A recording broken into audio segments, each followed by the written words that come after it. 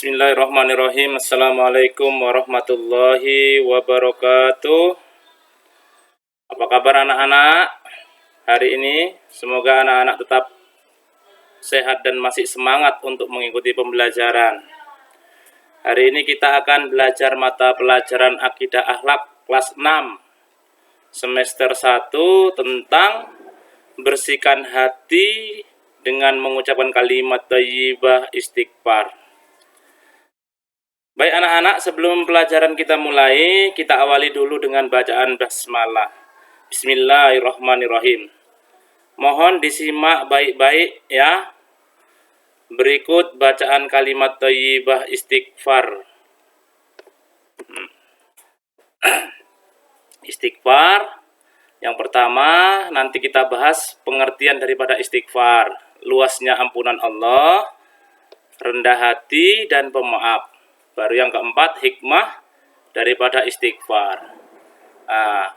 Ayo kita amati gambar yang ada, yang kita lihat di depan. Selanjutnya, yang pertama, pengertian istighfar. Istighfar adalah tindakan meminta maaf atau memohon ampunan kepada Allah Subhanahu wa Ta'ala. Istighfar merupakan perbuatan yang sangat penting untuk dilakukan oleh setiap muslim. Sebagai hamba Allah Subhanahu wa Ta'ala yang penuh dengan dosa dan salah, lafaz istighfar adalah Astaghfirullahalazim. Artinya adalah aku mohon ampunan Allah Subhanahu wa Ta'ala yang maha agung. Kalimat ini harus sering diucapkan oleh kita sebagai seorang muslim yang selalu butuh ampunan dari Allah Subhanahu wa Ta'ala.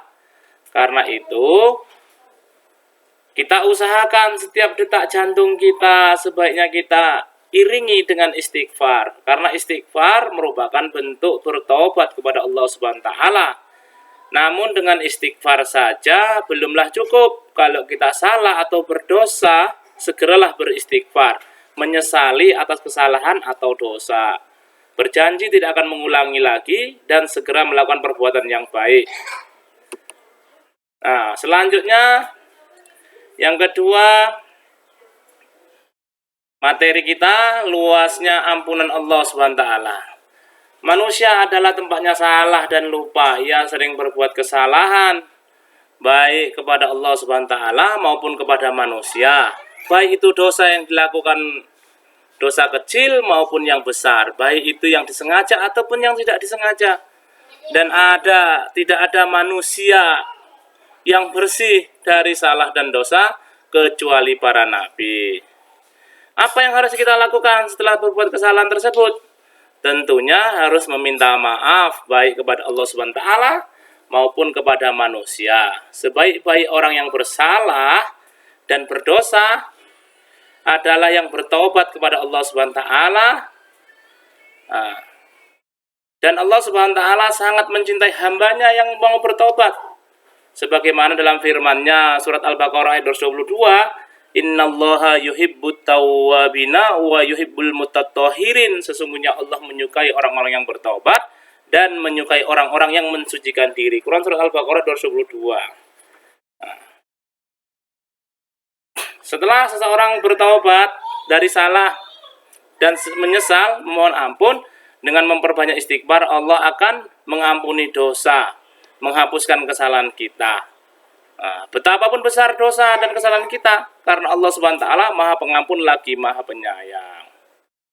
Rahmat dan ampunan Allah Subhanahu wa Ta'ala sungguh sangatlah luas bagi hambanya yang mau bertobat. Meskipun dosa seorang hamba sebesar gunung, seluas langit dan bumi, namun jika dia insaf dan bertobat dengan sungguh-sungguh, maka dosa tersebut bisa dihapus sebagaimana Allah telah berfirman dalam Al-Quran surat Az-Zumar ayat 53-54. Kita lihat ini ayatnya. Yang mafhumnya, katakanlah wahai hamba-hambaku yang melampaui batas terhadap diri mereka sendiri, janganlah kamu berputus asa dan dari rahmat Allah. Sesungguhnya Allah mengampuni dosa. Dosa semuanya, sungguh dialah yang maha pengampun, maha penyayang. Dan kembalilah kamu kepada Tuhanmu dan bersegeralah kepadanya sebelum datangnya azab kepadamu, kemudian kamu tidak dapat ditolong. Jadi jika seorang bertobat, salah satu dosa hendaknya segeralah kita bertobat, jangan menunda-nunda, apalagi di saat sudah tua. Nah, ini dia. Selanjutnya,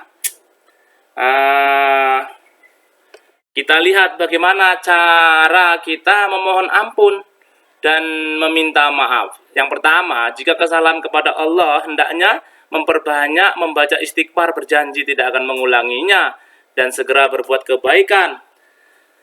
Karena kebaikan akan menghapus keburukan. Yang kedua, jika kesalahannya kepada sesama manusia, hendaknya membaca istighfar, bertemu dan meminta maaf secara langsung kepada orang yang bersangkutan dan mengembalikan hak-haknya. Bagaimana? Mudah kan? Maukah kamu semuanya melakukan? Jika kamu bersalah, Allah Subhanahu wa taala akan mengampuni dosa dan kesalahan kita, karena Allah Subhanahu wa taala memiliki sifat Maha Pengampun. Selanjutnya, hikmah beristighfar. Ada beberapa hikmah yang dapat diambil dari pembiasaan membaca Astaghfirullahaladzim. Yang pertama, hati akan menjadi tenang. Yang kedua, diampuni salah dan dosa kita oleh Allah Subhanahu wa taala. Yang ketiga, diberikan kelapangan rezeki. Yang keempat, selalu memiliki sifat rendah hati dan tidak sombong. Meskipun bersih dari terjaga dan dosa, oleh karena itu marilah kita selalu membaca istighfar. Terus selanjutnya, rendah hati dan pemaaf.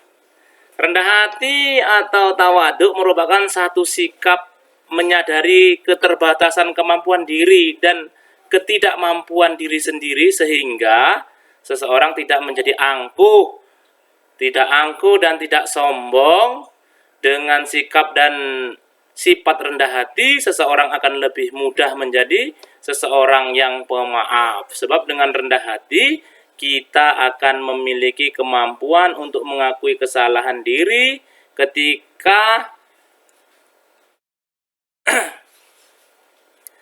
ketidaksempurnaan, kesenjangan, keterbatasan diri, dan keterburukan untuk menerima kritikan, masukan, ide-ide baru, dan saran.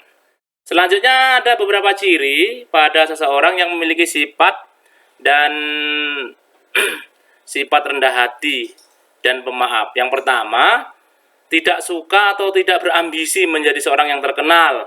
Yang kedua, menjunjung tinggi kebenaran dan bersedia menerimanya. Nah, yang ketiga, tidak segan dan malu bergaul dengan para fakir miskin, bahkan membantu mereka. Yang keempat, ringan tangan dalam membantu orang-orang yang memerlukan bantuan.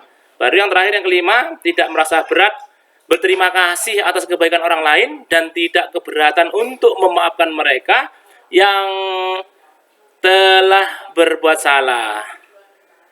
Nah, mari kita lihat gambar di bawah ini. Ayo diskusikan bersama-sama gambar yang ada di atas ini. Nah, terus selanjutnya kita uji kompetensi. Kerjakanlah soal-soal di bawah ini dengan tepat dan benar. 1. Apa yang dimaksud dengan istighfar? 2. Mengapa setiap manusia harus selalu beristighfar kepada Allah Subhanahu wa taala? Coba dijelaskan. Yang ketiga, sebutkan hal apa saja yang harus dilakukan oleh kita jika kita berbuat salah kepada sesama. Yang keempat, sebutkan ciri-ciri orang yang memiliki sikap dan sifat rendah hati dan pemaaf dalam kehidupan sehari-hari. Baru 5, apa hikmah dari pembiasaan kita mengucapkan kalimat istighfar? Sebutkan.